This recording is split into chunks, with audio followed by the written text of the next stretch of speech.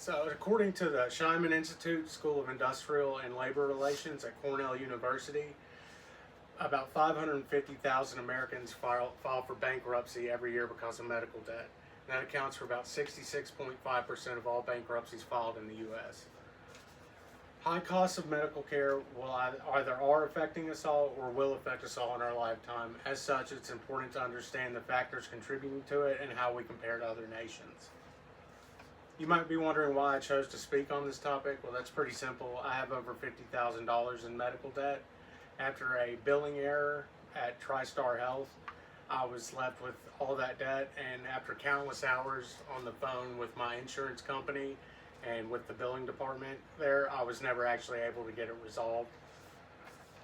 We're going to look at three separate aspects that contribute to the high cost of medical care in the U.S. We're going to look at how much we actually pay and how it compares to other nations. We're going to look at what we're actually spending it on, and then we're going to look at some of the reasons why. So you might be wondering how much we actually pay and how it compares to other nations. The U.S. spends more per capita than any country in the world. According to an article published in 2019 by Johns Hopkins University from a data set in 2016, the U.S. averaged about $9,982 per person, and that was 25% higher than the next highest, Switzerland, and 108% higher than Canada. And from a more recent data set published in 2022 in the data sets from 2019, that cost climbed to about $11,000 for the U.S. And it's not just that we're spending more for objectively worse care, at least when you consider life expectancy as a metric by which we judge the overall quality of the care. In 2019, the U.S. was spending about $10,920, and our average life expectancy was 77.3 years. Switzerland was spending $9,666, and their life expectancy was 83.1 years. Canada was $5,048, and their life expectancy was 81.7 years. So as you can see, we're spending more and we're actually getting less. So you might be wondering where that money's actually going. Well, there's two main factors contributing to this, and we're spending them more on administrative costs and prescription drugs. As you can see from the chart behind me, we pay about 30% more than other nations for administrative costs, and that's administrative costs from insurance companies and from providers. And then the next highest thing on the chart is prescription drugs. We're paying 10% more than other nations on prescription drugs. But these numbers can be misleading. We actually pay 200 to 300% more for name brand prescription drugs than any other nation.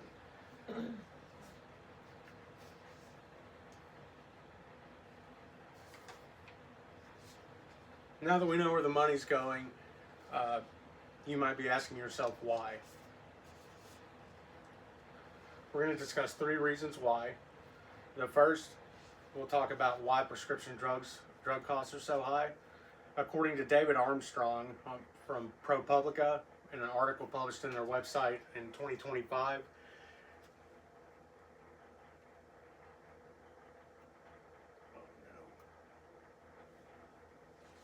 it's because who sets the price. In other countries, the government is able to negotiate with the pharmaceutical companies to set the prices, and they'll come to an agreement. In the U.S., the pharmaceutical companies set the price, and there are very few restrictions on how much they can charge. The next reason is lack of price transparency.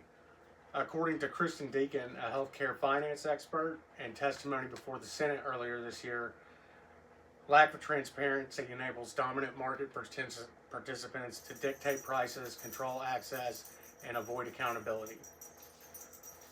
And then the most prominent reason is consolidation. Provider consolidation is where doctors are coalesced under one umbrella, which limits limits competition in the market, which allows them to drive up the prices. And beyond that, another factor of consolidation is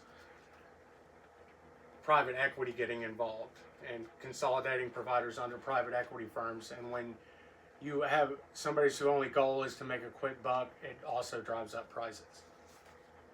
So now that you have an understanding of how much we're paying, some of the reasons why, and what we're paying it on, it's time to wrap this up. So we've gone over how Americans pay considerably more than any other nation. We've gone over how we're paying more for administrative fees and prescription drugs. And then we've gone over how pharmacies set the prices on the drugs, how lack of transparency contributes, and how consolidation drives up prices. So after listening to this, hopefully you have a better understanding of why so many Americans are being crushed by medical debt and why so many of the bankruptcies in this country account for medical debt. Thank you.